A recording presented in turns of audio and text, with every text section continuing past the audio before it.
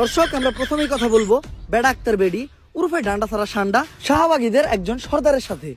আমি জানতে চাই কিসের দাবিতে আপনারা এই শাহবাগের মোড়ে তাণ্ডব শুরু করেছেন? আমরা স্বাধীনতা চাই, কিসের স্বাধীনতা? রাস্তাঘাটে চলাফেরার স্বাধীনতা চাই। লাইক আমি এখান থেকে ওইখানে হেঁটে যাব, কেউ যে আমাকে বোম মেরে উড়িয়ে দিবে না। আপনি কি আমার লাইফের নিরাপত্তার গ্যারান্টি দিতে পারবেন? আপনার লাইফের নিরাপত্তার গ্যারান্টি তো আমি দিতে পারবো, কিন্তু আপনি তখন এন থেকে উনি আইটা দেবেন আপনার গায়ের গন্ধে এইসব সাধারণ মানুষরা অসুস্থ হইব, অগজীবনের গ্যারান্টি দিব কেডা?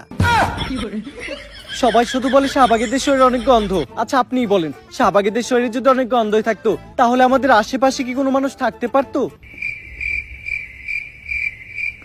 একটু ভালো করে চোখ মিলে দেখেন, আপনাকে আশেপাশে আমরা দুইজন ছাড়া কেউই নেই।